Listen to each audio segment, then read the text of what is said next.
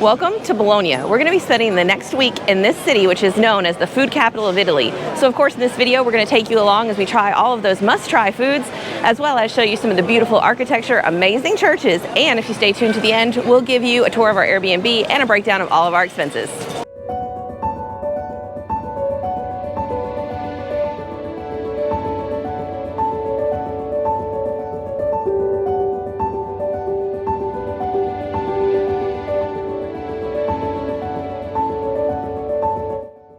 Actually, this is not our first time here in Bologna, Italy.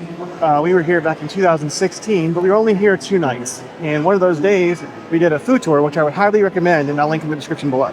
Yeah, it was a full day tour. We went to Parma, and we actually went to a factory where they made the Parmigiano Reggiano.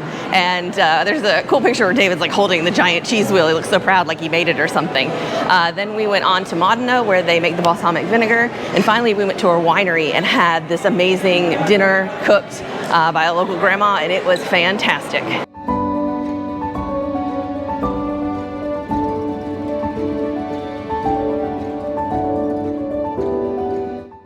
Today is a Sunday, so a lot of the churches are now just wrapping up Mass. Yeah, so we figured it was a good time to go ahead and grab some of those Bologna-specific specialties, and I have a restaurant in mind.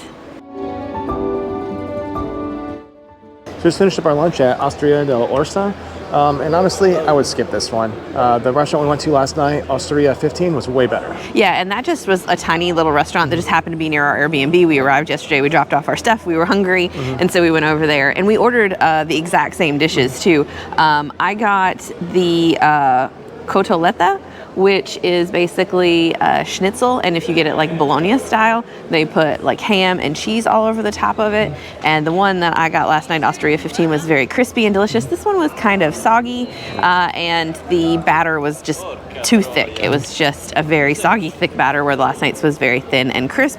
And then I got the lasagna at both places. Lasagna here was meat heavy, which I enjoy, but it was a little too much by the end. And then the one I had last night had a better ratio of meat to bechamel. It was a lot tastier. Yeah, and I think the bechamel was a lot more flavorful as well. This one was a little bit greasy. The wine was also better at Osteria 15, and the service and atmosphere cannot compare. This place, there's a big line to get in out front because it is extremely popular, and I will say it is popular with tourists. We didn't hear a lot of Italian in there. We heard Spanish, we heard Russian, we heard English, but there wasn't much Italian going on. The place we were at last night, it was everybody at every table was just speaking Italian. So I definitely recommend that place over this one. And the prices were extremely similar for everything as well.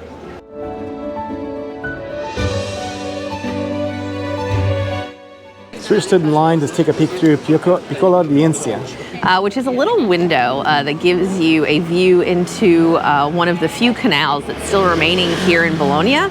As you know, like Venice has tons of canals, and back in the day Bologna did as well. But I had to laugh as soon as I opened the little window because there's no water in it right now. So you're just kind of looking at the cement gutter. It's not as picturesque as it normally is. We'll put a picture here of what it would normally look like. But hopefully when you come, there's water in it and you get that little glimpse of Venice.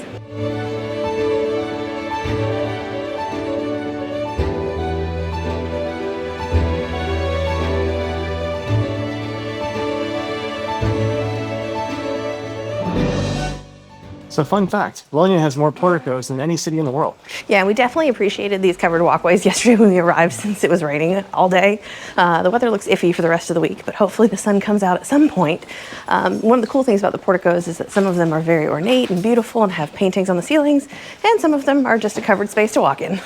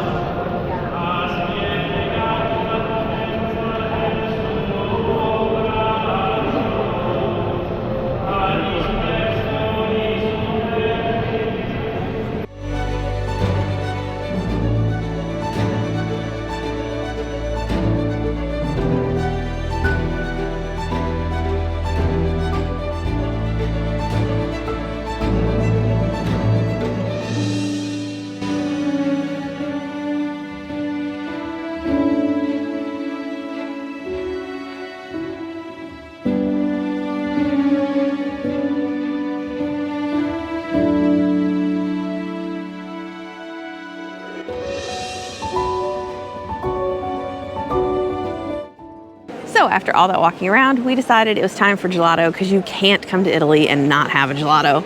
So I got Zabaione and dark chocolate, and Zabaione is a Italian egg foam with wine.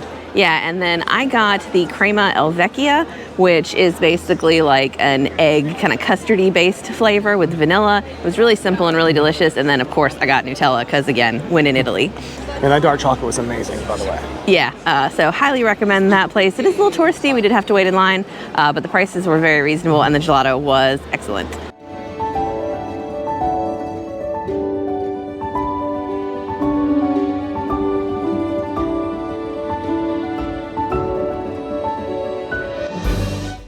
After exploring a bit more of the streets of Bologna, we headed to dinner at Bamolino, where we enjoyed tagliatelle bolognese, sliced beef with Parmigiano Reggiano, and a chocolate cake that Bologna is famous for, torta tanarina.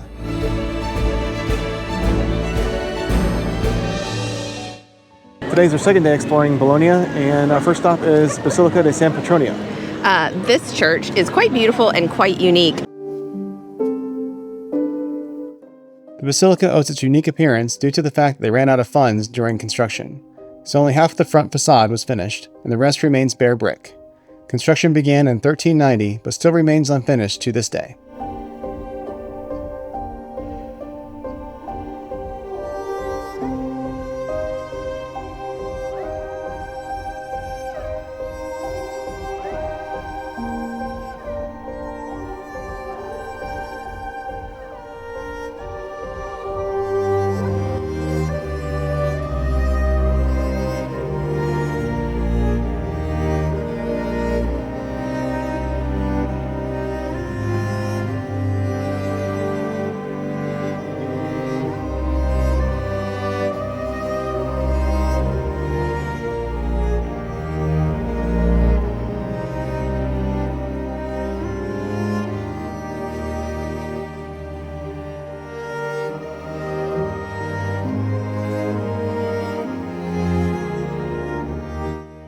So wow, that church was really beautiful inside. Entrance was free, and we found out that construction started in 1390. Yeah, so definitely an old building.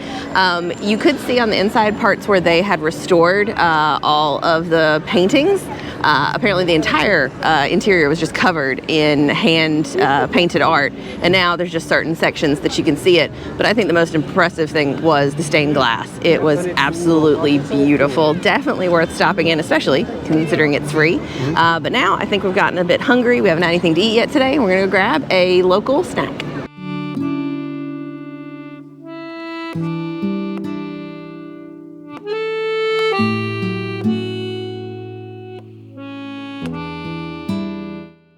All right, so these are piadinas, which are a very common sandwich in the area. It is a fresh-made flatbread, and then they stuff it with all kinds of goodies. In this case, I have mortadella, which is very popular in Bologna and is what American bologna is based on. And then it has some Parmigiano Reggiano and a balsamic glaze. And then David's here also has the mortadella. He also has the stracciatella soft cheese and a pistachio pesto. So we're gonna dig into these. Just finished up our piadinas, and they were delicious. Kind of equate them to like a Italian taco, maybe. Yeah, really loved those. I like that the bread was so thin and so crunchy and fresh tasting. But most of all, I really enjoyed the mortadella. It tastes nothing like bologna, and the texture isn't even quite like bologna. It only looks like that kind of weird pinkish meat, but it is very soft and it's kind of fatty. Very delicious, and mine with the balsamic, and then David's with the pistachio. Totally different. Yeah, completely different experience. Loved both of them, and it was a fair price as well. But now I think we're going to continue on and do some more sightseeing.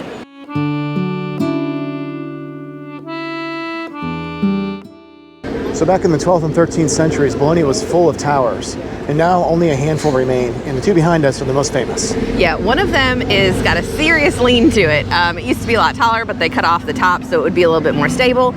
And the other one, you can normally go up to the top of. It is 97 meters tall, and it provides a fantastic view of all of Bologna. I've heard it's quite a lot of work to get up to the top of those stairs, though. Unfortunately, right now, they're doing some renovation work, so you can't go up.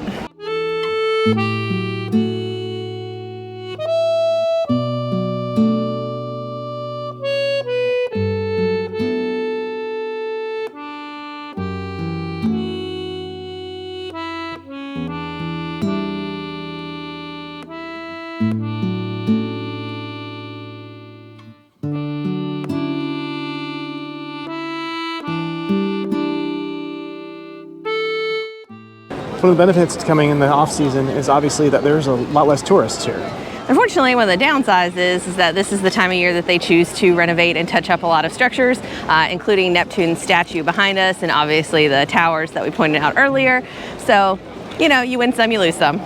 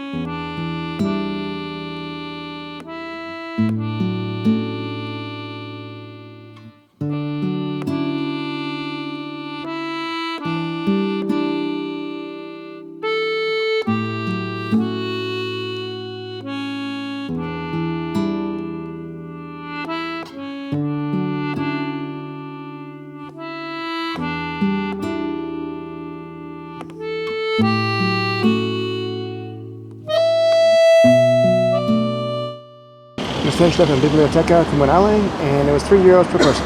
Yeah, you get to enter the anatomical theater, which was very beautiful. You can't actually go into the library part as a tourist, but you do get a little glimpse into the historic library rooms, which aren't open to the public in general. So that was very cool, definitely worth the €3. But now we've built up an appetite, so we are going to go to one of the more popular homemade pasta restaurants around and apparently wait in line.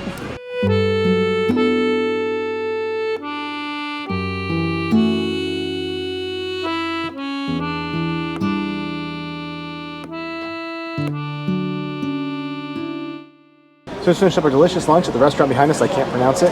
And there's still a very long line outside of it. Yeah, it was worth it though. I would say that the pasta there is absolutely the star of the show. Everything is handmade. They have some very interesting combinations on a seasonal menu, and then they have their traditional menu. We ordered one from the traditional menu and two from the seasonal menu.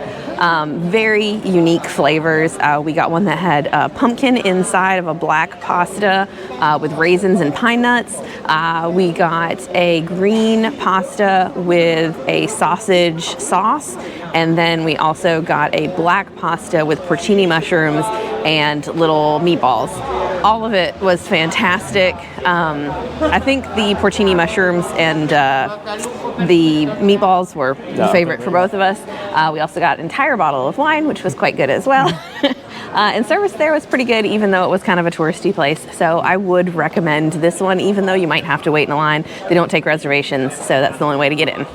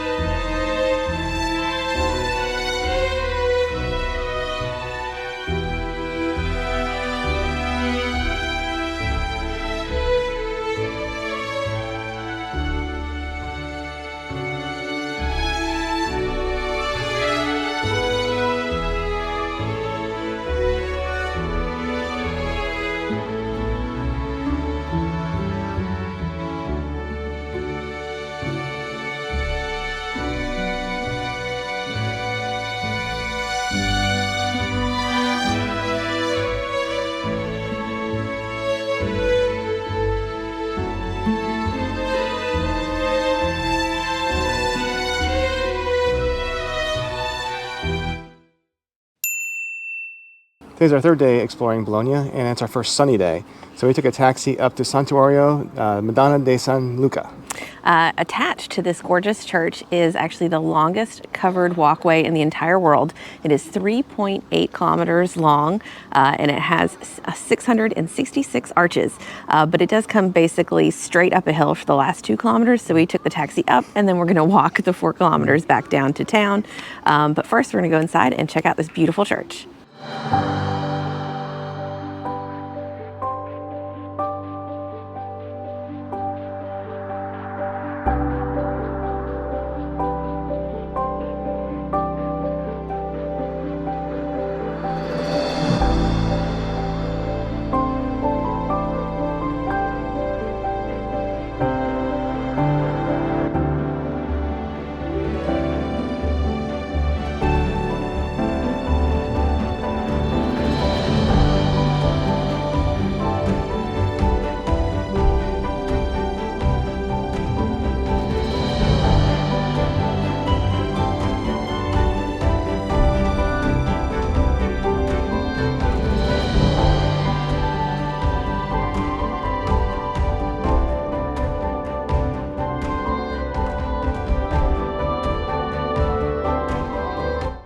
We decided to check out the Sky Experience, which was €5 per person.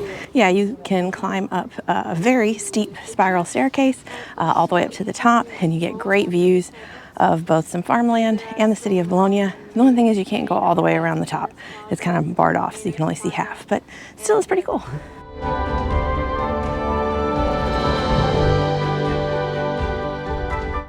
After admiring the views from the top, it was time to work our way back down towards town and lunch. Along the way, there were many religious paintings, statues, and shrines.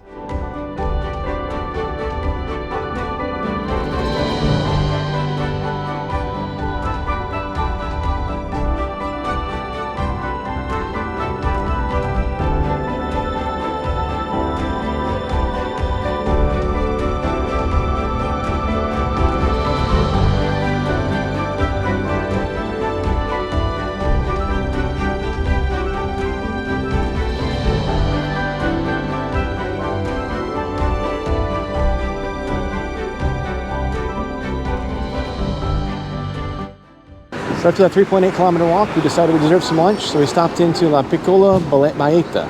I got the tortellini in a Parmesan cream sauce. It was so delicious. And I got another lasagna, and that was also quite nice. Yeah, lasagnas are all good here, I will say that. We've had quite a few. There are some slight differences from lasagna to lasagna, but they've all been tasty. We each got a glass of Sangiovese, and overall the price was quite reasonable.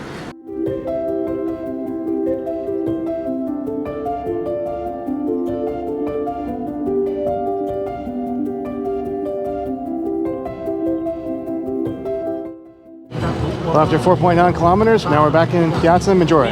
And you can take this little express train that will take you all the way to the top so you can check out the church and then bring you all the way back down to the piazza for just €12 per person. I think it's really worth it to do the walk in at least one direction. For us, doing the walk down was the choice. But hey, if you want to work out your legs and your butt, go ahead and hike up. We are now getting ready to head into the clock tower to get a great view since, again, today is one of the few sunny days we've had.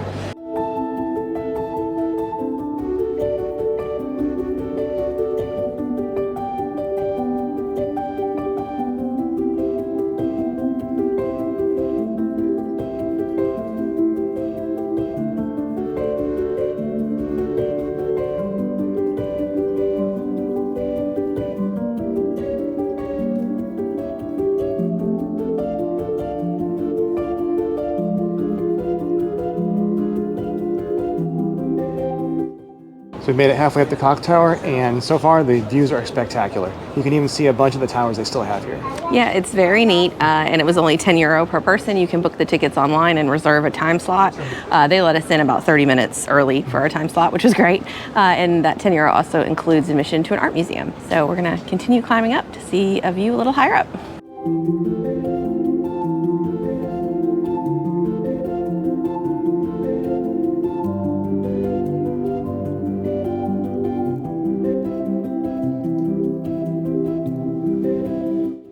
So after doing the Sky Experience at the San Luca Church and the clock tower, I think the clock tower is way better. Yeah, the viewpoint here gives you so much more to see.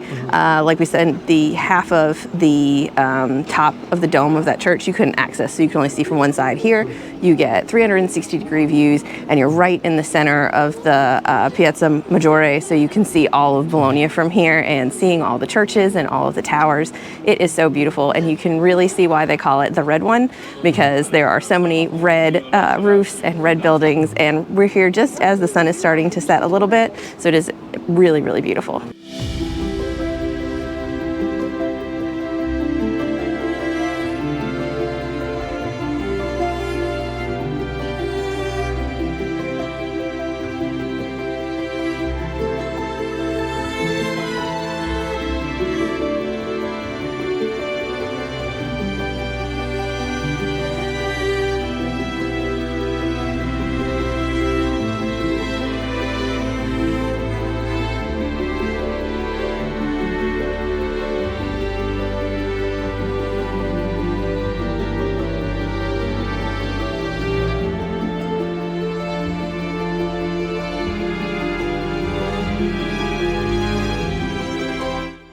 That $10 entry to the clock tower also included an art museum.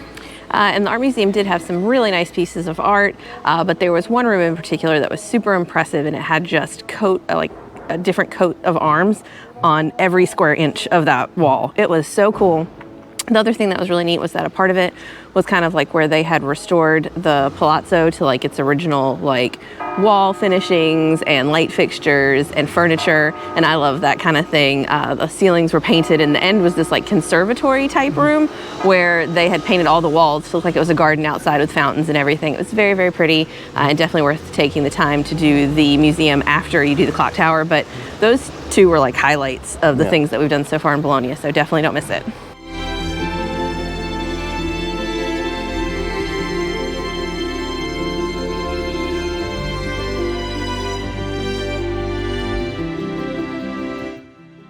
Every evening all over Italy, people meet at little bars and cafes to have aperitivo with their friends.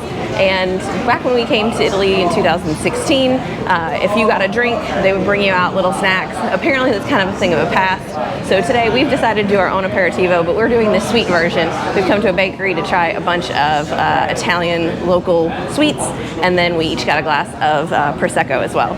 Okay, so the first thing we have here is a crostatina mostaza. Then here we have a raviola alla Nutella. Then this right here is the torta de riso. And this is a tartufo, which means truffle. So I'm going to guess that it's because it looks like a truffle, not because it has truffle. Well, I guess I spoke too soon. We enjoyed the Prosecco so much, we got a second round, and then they brought us an actual proper aperitivo. So all of this was complimentary with our €6 each glasses of Prosecco. Quite impressed. Today our first stop was Roma Cafe.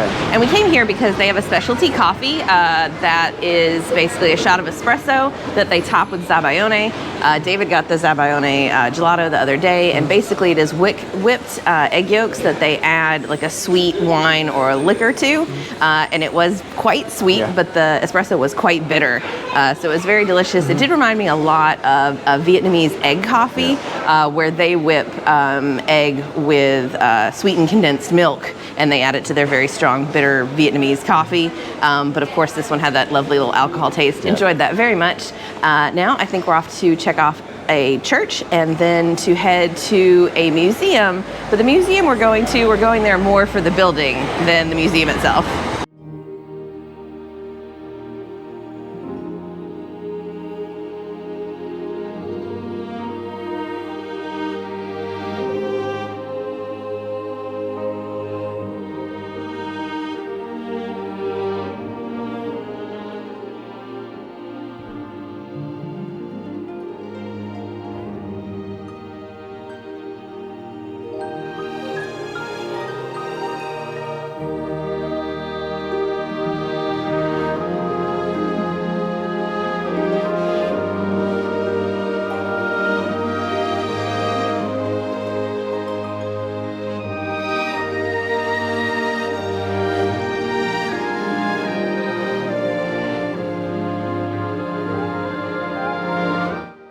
So just finished up in Museo San Columbano, and entry was €7 per person. Yeah, totally worth it.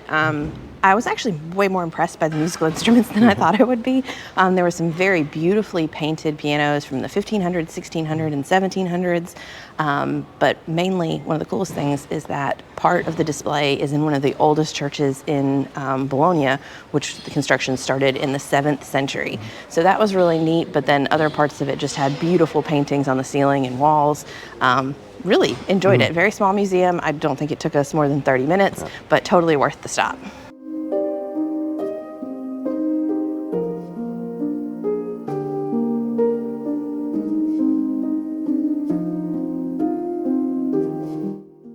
One interesting fact about Bologna is the church that you see in the Piazza Maggiore, or the main square, is actually just a basilica. It isn't their cathedral. Their cathedral is down another street, and it doesn't have a big plaza in front of it. The first time that we tried to visit it, they were having some kind of procession, which was really cool to watch, but today we're going to try to visit again. And luckily it looks like we can enter today, and afterwards I'm a little hungry. I hope we get something to eat. Yeah, I think that's the plan.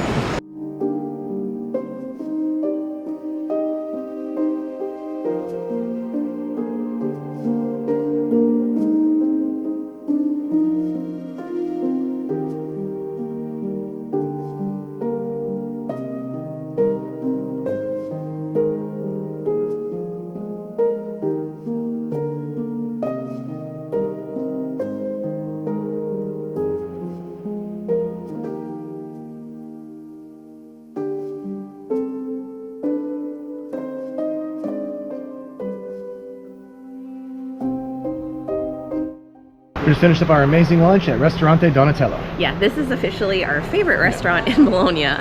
Before this, I would say that every single meal that we had was kind of on par with each other. There was things that made it a little bit better and things that made it a little bit worse. And everything was very, very, very good, but nothing was super memorable or mind-blowing until we ate here.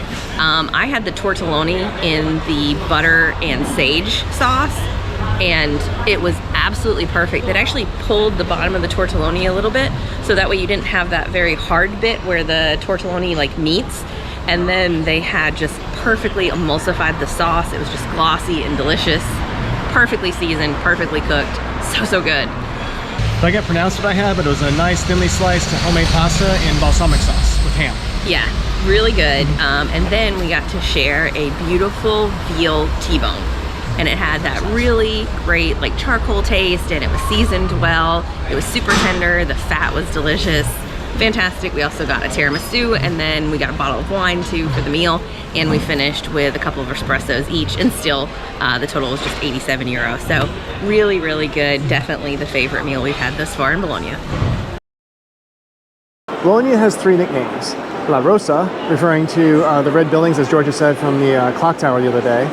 And La Grassa, which means the fat, which is all the food that you can get here. Yeah, which is delicious and maybe a little fattening. And the last one is La Dotta, which means the learned one or the educated one. And that alludes to the fact that Bologna has the oldest university in the Western world, which was started in 1088.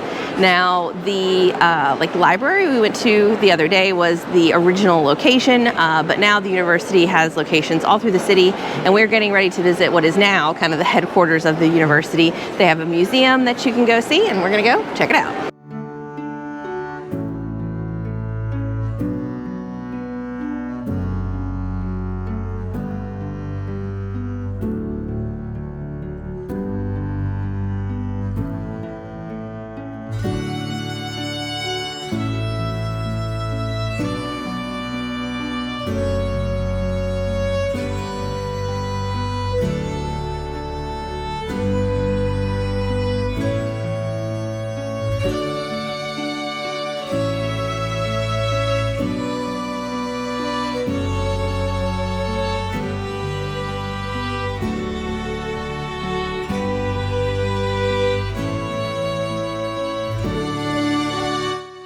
So just finished up at the Piazza Maggiore Museum. It was €7 each to get in. And my favorite part was the inaccurate maps they had from back in the day. They had the Baja Peninsula going all the way up to look like Canada, separated with the Sierra Cortez.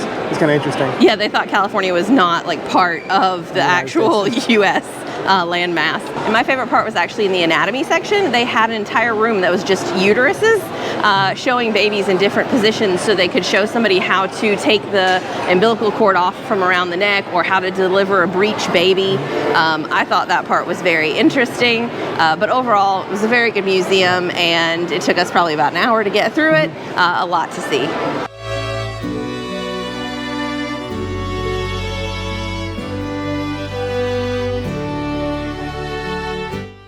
Behind us now is one of the most famous churches here in Bologna. It is the Seven Churches. And the reason it's called that is because it is a complex that houses, well, you guessed it, 7 churches, one of which is the oldest in Bologna. We visited this the last time that we were here, so we'll go ahead and put up some photos now. But instead, I think that we're going to go ahead and take a seat at one of these little bars over here and get our very first spritz in Italy and enjoy the view.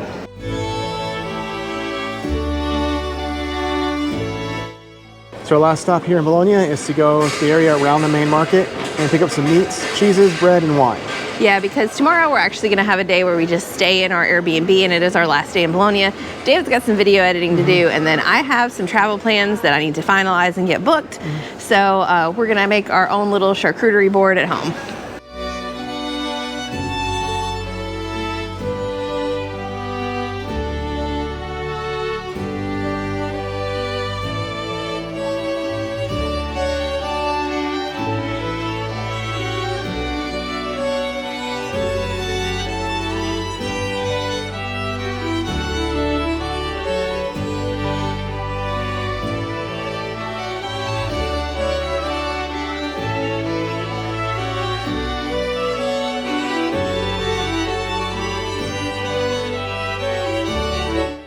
All this food ended up feeding us dinner that night, as well as lunch and dinner the following day. And this was our Airbnb for the past week in Bologna. You can see it is a small space. We have a place to take off our shoes here. We have a little couch here. And then there we have a nice TV and a full-length mirror. Then through here we have the kitchen, which was small but very functional. Behind this door here, we did have a washer. In here, they did provide a drying rack for our clothes. And then you can see here we had the oven. And then through here, this was the refrigerator. And we had a full freezer as well. This little dining and work area. It's nice big windows. It did have an AC unit. We didn't use that, but we also have radiator heat here. And you can see it's almost like a studio style, but there is some partition. So you have a nice comfy bed, 2 little tiny nightstands, and these little lights above, which was nice. And then here is the closet space with some storage up there, as well as some storage down here. And then here's the bathroom. You can see we have a nice little sink area. Of course, it's Italy, so we got a bidet. We have the toilet. We have a towel warming rack. And then we have a nice shower with a rainfall head. Overall, it was quite comfortable, excellent location, and we really enjoyed our stay. And now for that cost breakdown. We spent $666 for 7 nights in that small but comfortable Airbnb. We spent $68 on transportation, $69 on entertainment, $104 at bars and on alcohol. We spent $569 at all of those delicious restaurants. We also spent $142 on groceries. That grand total, $1,618 or $231 per day. Thanks for watching, and as always, if you have any questions, comments, or suggestions, please leave them down below. If you haven't already, check out last week's video where we explore the city of Bucharest, Romania.